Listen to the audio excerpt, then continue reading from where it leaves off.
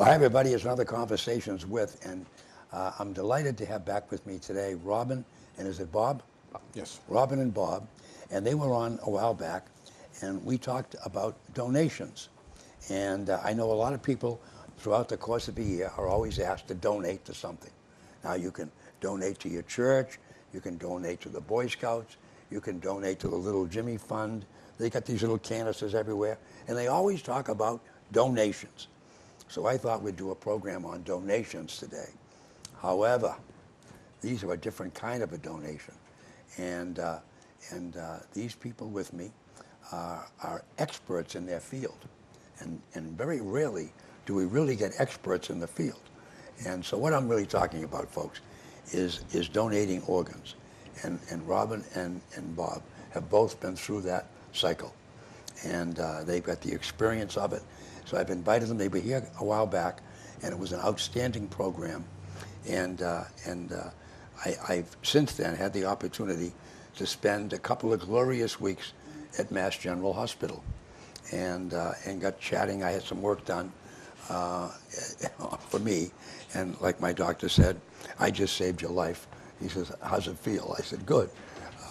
But anyway, having said that, but in the time I was there.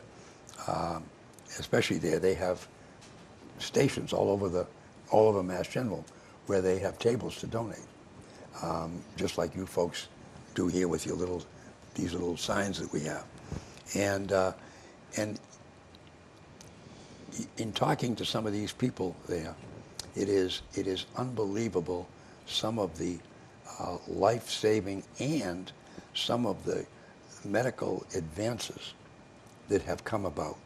I don't know if I shared with you, but as part of this, when they did my operations, I had to go through a stress test. Mm-hmm. Well, everybody envisioned I was going to be running on a treadmill. I sat in a leather chair just like this for an hour and a half, never moved, and I had 3 different stress tests. That's how advanced medicine is. Wow. They put an intravenous thing in my arm with 3 little connections. Mm. The first one was colored silver. There was a red one and a blue one. And the silver one, they connected me up and they put in nuclear medicine. And in fact, I had to carry a card for 3 days because if I went near a detector, I would throw it off. So I had to carry a card, a medical card that said, I have nuclear medicine. And that went in and goes right into my heart. And what that does is that replicates me being on a treadmill for a half hour. Wow. And it did all the readings. Yeah. And everything. Then when that was done, they connected the red one next. And that was me running up a flight of stairs. And then they connected the blue one. And when they did that one, that was me jogging for a half a mile. And I never left the chair. And I sat in that chair for 2 hours and did a complete stress test. So I said to the girl, how did I do? She said, what do you mean?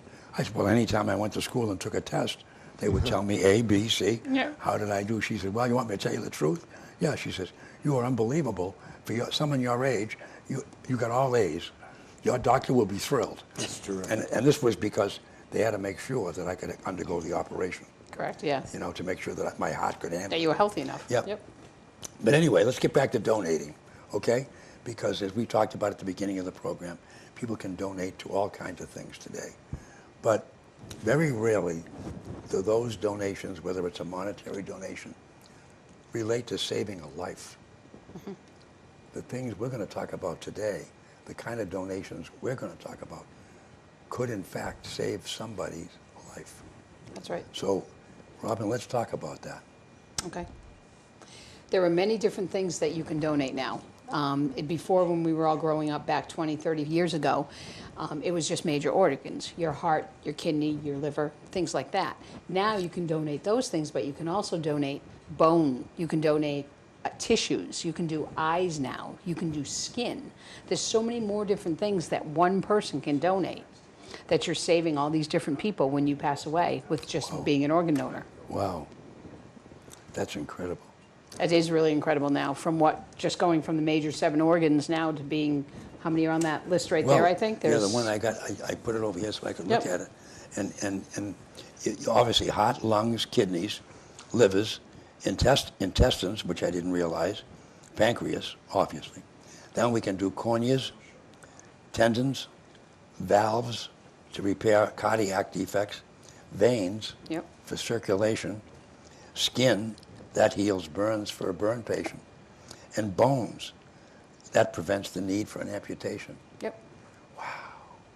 When you think about that, you know, if you've passed away and they can take your leg, and that leg can allow somebody to walk again Yep. without either a prosthesis or spending the rest of their lives in a little wheelchair with a couple of stumps. When you think about that, you know, that's unbelievable. Leaps and bounds. I mean, I got to tell you that the time I spent at Mass General for my 2 surgery procedures, the medicine today is the doctor that did my operations is one of 6 doctors who do them. He's the chief of vascular surgery at Harvard Medical School. He practices at Mass General. But the operation he did on me, they didn't do 4 years ago. It didn't exist Wow. 4 years ago. You know, they had a procedure, but it wasn't as good as the one I had. Right. And then the operation itself takes almost 5 hours, and it was so tedious. There's 4 surgeons because the operation is. I mean, as he said to me, one slip and you go home in a box. We can't make a mistake, you know. And for one doctor to do it, he said, you know, it's rugged. So what he does is he has 4 different surgeons with him, or 3 others. He does the main part. But getting back to your situation, you know, maybe it'd be interesting to talk about your own experience. Okay. Because you have obviously been through it, and here you sit. Yep. I had a kidney transplant 8 years ago, and I celebrate the gift of life every day. I was on dialysis for 7.5 years. Wow. And I was still able to do things, but I was very tired, and I was still trying to be a swim instructor, Yeah. come home, do dialysis at night, Yeah. get up the next morning, be a swim instructor again, and that I was very tired. And I did it for 7.5 years until I was given the gift of life after 7.5 years. And now I just live life to the fullest every day. And let's talk about the actual operation. Mm-hmm. They took yours out, Yep. put a new one in, or a replacement. Actually, some of the organs, Dick, they don't even have to take out anymore. Like in the kidney situation, the kidneys, everybody has kidneys in the back of their body. And Yeah. these kidneys, they ended up, if they're not sick, if they're not causing any problems, they'll leave the kidneys there, and they just disintegrate, and they don't affect you in any way, and they'll leave the kidney there. And they'll put the new kidney, you only get 1 kidney donated, and the new kidney goes in the front. And it's just hooked up in the front to your veins and your arteries. So my other 2 kidneys didn't come out, so I actually have 3 right now. Oh, okay. But I only have 1 that's working awesome. Well, it's working good. But how long does the operation take? The operation itself took 3.5 hours. Right. And after And then you have to recuperate. right, and then I was in ICU for 1 day, and I was in the hospital just for 4 days for kidney transplant. Really? Yep. 4 days, they wanted you up and out. I mean, when I had this one down this side for an aneurysm, I was there 6 nights and 7 days. Okay. And then I was up moving around. Yep. But they wanted to make sure it worked, you know. And then I had to go back 2 weeks later, and they did a series of tests, and they could actually look. They ran it with the audio, so you could hear the blood going through. Mm-hmm. Then they did it with a video camera that can look in. I could actually see it, and you could see the blood going through my artery. And they want to make sure that it's working good. And then I had 14 cuffs, blood pressure cuffs put on. Wow. And they had one on each big toe, little tiny one. And they actually make one for your toe. Okay. And then one on my ankle, my calf, just over my knee and my top thigh, and one on each arm. Wow. 7 on each side. And they run them, and they have a remote that can start and stop any one of them.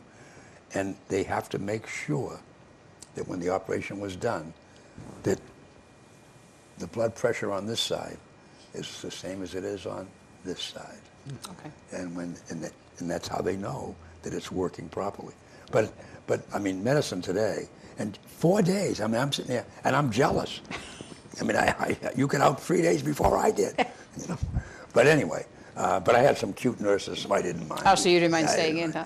And you've had no problem since. I've had no problem. I Now, had do my they blo- check you at all? You do. You get your blood work checked once a month, Okay, and then you go in once a year for a checkup with the kidney specialist. and you've done great. I've done, yep, I haven't had any problems at all, knock on Problem wood. at all. What'd this fella do? What did he do? Yeah, what's He had he a do? different kind of transplant. Oh, what'd you have? I had a liver, and I'm not as tough as Robin because I was in ICU for 2 weeks. Okay. After mine, my operation was from 11:30 in the morning to about 11:30 at night till 7:30 in the morning. Wow. I spent 2 weeks in ICU, and then I spent another 4 to 5 weeks just in the hospital. I'm just not that tough, I guess. No, but I mean, obviously, it's something. It's a different situation. Correct. Now they have to match, don't they? Isn't there a match process? Yes, there is a match process, yep. And so you have to find the right match. It's for you or for the other person? You have to be compatible on both ends. Right, blood, tissue, fat content. There's a All kinds of plethora of things that have to match, which makes it so unique and so an experience for us to receive this, because someone else had our same thing, especially with the two of us. I haven't had any real problems either. So, I mean, I had someone that was very close to what I am, which makes it bittersweet because I got a great deal and somebody had a tragedy. Now, let's talk about how do they do that? How do they know? It's all through blood testing. blood work. So in other words, if you're waiting for a kidney and you a liver, and obviously they have to know what you need. Correct. All right, and then all of a sudden they got a kidney, but that doesn't tell. They got to make sure that kidney that they have matches what you need. Exactly. Have to, from your blood typing all the way to all those things that Bob just said. Right. That's what the donation teams do, is they keep track of our stuff pre-transplant and everyone else that is in operation, in accidents. It's all put into a database. And when something comes up like that and somebody has a liver or a kidney that's Available. no use to them anymore, it's plugged into the database. So that's what they can do. Then, in other words, they'll get the organ they need, and they'll say, okay, here's what we got, who matches, Yep. Right. and How then they'll close run are it, they? and they'll run, Yep. and they'll find somebody who matches, Yep. and then you got to get there. And you have to get there. How long do you have? Sometimes hours. It's getting longer because of new technology and Yeah, whatnot. they can hold those organs longer. Yeah. Right, but it's still probably not much more than a couple of days longest at most of them. So you got to get you in there and get you operated on, and then put it in. Correct. Wow. Incredible. It's just mind-boggling what they do and how they do it. And Yeah. when I got wheeled into the operating room, I was barely awake enough to realize where I was, and you just look around and you go like, holy cow. Yeah. Yeah. Just machines after machines after machines, and like, do your stuff, guys. Yeah. Oh yeah. Go. Best wishes. Well, that's what happened. The last thing I looked up before I went out, and I said to the doctor, I said, now look, if you hit oil, I get 80%, you get 20. There you go. And he laughed and laughed. He thought that was hysterical. And then he told me later that he had 3 other operations that day, and everybody that they wheeled in, the nurse says, hey, make sure you get that same deal Vaughn gave you. Make sure, did you hit the oil yet, doctor? See? Did you hit oil? And he said, he said, he looked at me when I said that. He says, I wish every patient I had the attitude that you do. He says, you are just, he says, he said, you just, yeah, I'm laughing, and he said, Right. and here you are facing an operation that, is this serious. Like he said, because they had to sign the paper. And he says, one mistake, one slip, and you go home in a box. Because we're talking your artery. We cut that baby. And That's it. It's over quick, So, but anyway, but the thing is, let's talk about how people are out there watching us, and they're saying, oh, okay, so you donate. Well, what do you mean you donate? What do you do? Who do you call? Where do you go? And can I decide what I want to donate? Sure, there's all kinds of questions out there, and we got 2 people who have the answers. Most of them. I'm still learning on a lot of them. But there's a website, www.registerme.org. where you can just officially sign up and you don't have to have the little heart on your license or anything like that. Your status is logged away. It's always good to talk to family members to let them know that you've done this also. And maybe they can register too, but it's always nice to let someone else know that, because that you can do it. You don't want them to say, "What are you doing? You can't take him." Exactly. You know? But anyway, now once you register, do they check you over? Do they know what you are? Not at the time when you're signing up. They don't do it right at the time you register. No, everything's done. When you die, Yes. when the time has come. When the time has come, that's when they start to do all their blood works and You get everything. biopsies Decide and what they things like need. that. Excuse me? They get what they need. And they find out. So, yeah. so that one person, for instance, and I'm looking at this little chart. I mean, one person who says, "I'll Yes. do it," Yep. could end up donating his heart, their lungs, their kidneys, liver, intestines, and pancreas Correct. out of one person. Out of one person. And so 1, 2, 3, 4, 5, 6 people Yep. just Could be saved. Got a chance just to out of live. that. Yep. a little longer, Yep. maybe a lot longer. And then over here, somebody could be able to see again. The cornea one, Dick, is really amazing because it brings sight to people that have had no sight all their life. Oh, I can. You know, And I'm to just, be can you imagine? to be able to Can you to imagine? do that. Just imagine that. Someone who hasn't really been able to see suddenly wakes up and they can see for the first time. Wow. How powerful is that? Well, I have to share the story with you. When they're doing these operations, they told me 1 to 3 months, it'll take 1 to 3 months to heal up. And so the second time I was in there, the first time I had a great nursing group, and they were all younger women, and we had a lot of fun. We joked. But the second time, I had a lady. Her name was Eileen, Okay. and Eileen and I got chatting. I was there for the first time was almost 6.5 days. Second time for this side, I was out. I got operated on Monday, and I was out Wednesday afternoon. Wow. In retrospect, he said, I maybe should have kept you another day or two. He says, but that's okay. Because when I got home, I had a couple of issues. The visiting nurse came, and I had to put my leg up for 2 days. Okay. But not a big, Yeah. world didn't come to an end. But it was fine. But anyway, I had this Eileen. And I'm talking to Eileen, and she says, and Eileen was in her 50s. And she came in one day, she says, she says, I've been around in nursing for 30 years. And I was telling her about the doctor told me 1 to 3 months. And she says, let me tell you a little secret. She says, he's full of BS. Only she didn't say BS, she said it right out. Yep. And she said, let me tell you. She says, how old are you now? And she looked down and said, well, for all those years, your body was intact. And I want you to think about something. Someone comes along and they take a knife and they open you right up. And they go all the way down to your artery.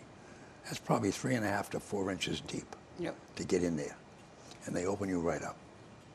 And she said, then they come along, they do the work, put it all back, come along and staple you, 36 staples, to staple you back up together.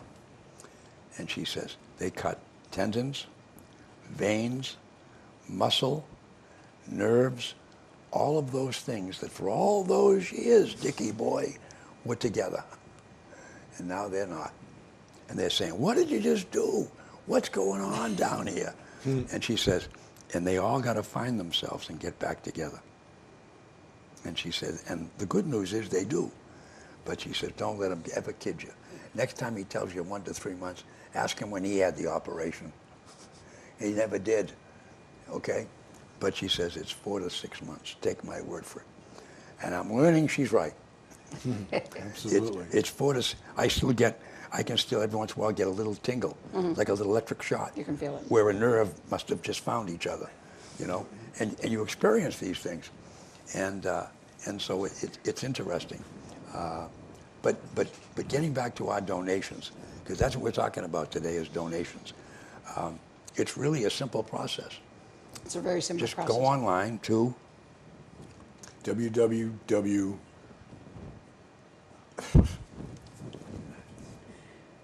It's www.registerme.org. I knew it Registerme.org. was something like that. Registerme.org. And then you just give your name and so forth. Is that what you do? It asks maybe not even 5 minutes worth of questions, just your general information, name, date, birthday, you Yeah. know, social security number, and basically things like that. Yeah. You can also do it at the registry, you know, at your RMV also. and If get you the want to little take heart on your license. if you want to take your life in your hands and go to the Registry of Motor Vehicles, you go right ahead. Okay? You're absolutely right. I'll This go is a much online. easier process. Yeah. Yes, exactly. Go to It's the a much registry. easier process now because Yeah. that registry, we never know.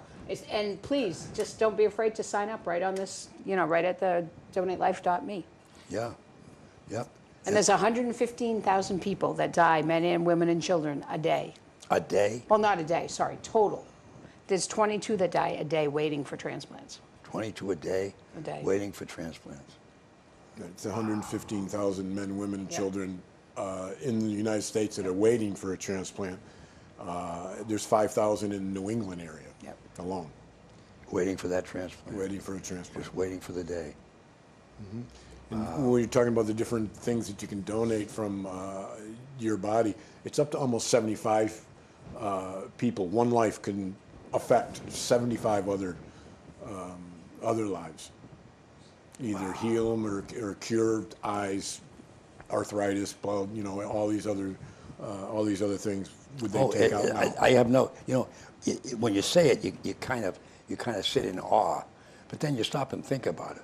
I mean, it is unbelievable what's going on in medical technology today, That's right.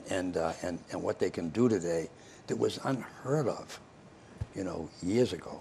I had a friend whose son passed away several years ago, and he donated 56 different things he was able to back 5-10 years ago. But now there's more things now that he could have been able Oh, to wow. save. So 57, just this one 19-year-old boy. And so 57 human beings, their In life, one way or their another. life improved Yep. one way or another Yep. with a gift from this young fella, you know. At least we forget the tragedy that happened for us to get our Oh. gift. That's one of the most important things that. Well, I mean, that's the you other must thing. Do understand. you ever know who the donor is? You do, but what happens, Dick, with it is it has to be their decision. Oh. Like, I've decided that I would love to meet my donor family, and all I know is that it was a donor family, and that it was a gentleman. They can't tell you, you know, for HIPAA Yeah. regulations, just basics. And I write to them twice a year, but I do it through the organ bank. You can't have their address or anything until Oh. they're ready to meet you. Oh, okay. So I would love to meet mine. I write to him twice a year to thank them for my special gift, and someday I Well, hope to be that's able an to meet him. interesting thing. So you have a male organ in you, I do. now, and that's not a problem, No, not for kidney, no. no? I have a female liver. There you go. And that's not a problem. I got a burning desire to wear stilettos, but No. other than that, no. Oh, good for you, Bob. Wow, maybe. Hey, there you go, folks. See? He's looking for another gift. There you go. He's got the liver. Now he needs stilettos. So speaking of 9.5. donating, but anyway, no, that's Also, Dick, now there's no age limit anymore. So all of you people out there that thought you're too old, that, you know, 60 used to be the cutoff, there's no age limit anymore. So please, sign up. There's no age limit, or if you were, you took yourself off the list. I run into people that tell me that all the time. There's no age limit at all. So they could have people in their 80s and 90s, as long as you're healthy, there's something they could save after that list that yeah. you just shared. oh yeah, It just all depends on the condition. yeah. Condition of the organs. As long as it was in good working condition. Yeah. You know, When right you up didn't, until when then. the last time you used it, Right. they can reuse it. And another question out there too is religions. Everybody's like, well, my religion it's not acceptable in my religion. All religions now, for the most part, will accept being an organ donor. It's accepted in most religions now too, which is another thing that it wasn't, Dick. Well, you know, that's interesting. Because, you know, somebody asked me the other day, when I graduated from high school in 1953, up in Malden, someone asked me what the difference was between when I was, you know, how I grew up and what today is. And I related some things about what it was like back then. And then I said, well, there's two things that come to mind. Today's society, I sum up with two words, the word rationalization and the word entitlement. That's what we are today. I said, sadly, we can rationalize anything including murder, today. Right. We find a way to rationalize that. And entitlement. I'm entitled. What do you mean? I worked all my life, you know. So having said that, getting back to rationalization, you can rationalize and come up with 20 reasons why you shouldn't do it. But you know something funny about that? There's not one reason why you shouldn't. Really. No, there isn't at all. Because number one, once you pass away, your life is extended to somebody else. Whether it's a heart or a lung or a kidney or a liver, your intestines, your pancreas, or even bones, skins, veins, valves, other things. So your life is extended, and you have allowed some other human being to carry on that otherwise was facing death themselves.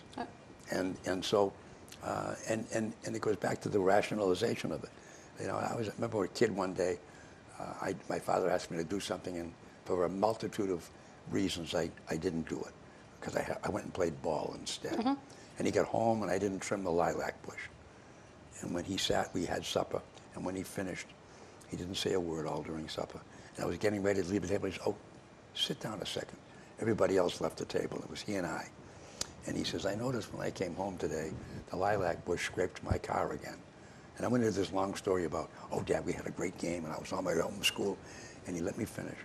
And he was a commander in the Navy. He was in both World Wars. And he said, "Son, let me share something with you. There may be 10 reasons why you didn't do that lilac bush today. You broke your arm, you fell down, you were sick, you got kept after school. Could have been 10 reasons. 10 reasons. But there's not one excuse. You made an excuse. You told me you were going to do it, and you didn't do it. And you played ball instead. You made an excuse." And I laughed, but I learned. And so, folks, I say out there, I want you to really think about this, because donating something that will give somebody else an extension to their own lives, and something at the point in time when it's usable, you don't need anymore. Correct. You don't need it. And therefore, it can help somebody else. So we can rationalize why we don't do it, but there's not really one excuse. It's something that everybody can do, and it's a simple process, and you go online and you do it. And in fact, I don't care what hospital you go in, there's signs all over the place. And I said at Mass General, there's tables where you go and sign right up. You know, they're right there. And because it really shows you the need for it. You know, when people are out there asking for this, when Bob and Robin come and ask for it, there's a need there. And Bob and I do organ donation events together, and they're everywhere. There are health fairs, there's schools that have them, there's many different places that have them that you just go right up to the table and you sign up. Registries are a big place for them. Right. One of the misconceptions you were talking about earlier is in death of someone, you can still have any kind of funeral arrangements you want. You can have an open casket. You can do everything else. A lot of people for a long time thought that they gave, you know, their organs, they wouldn't be able to have that. You can still have that because people still like to view and whatever that way. But it can be done. It's just one of the. There's a lot of misconceptions on it. You know, you have to be legally pronounced dead. People look at. You believe what you want to believe, and as I said to you, it's rationalization. They can rationalize why they shouldn't do it. Correct. Well, maybe I can't do this. Maybe my casket won't be open. Maybe the sun won't shine. Maybe if I do it, you know, gee, what? There's not one reason why you can't do it. No. You know, and just think if it extends, and in fact, what'd you say, 75? 75. 75 people could be benefited. Yep, from one person. From one donation. Yep. So, well, we've come to the end of another program. I want to thank you both. Now you know about donations out there, folks. I want to thank you both for coming again. Thank you very much for It having was us. great having you back, and I think it's something we all need to think about and consider because it's an opportunity to donate, and this is a huge donation when you really think about it. Thanks for watching.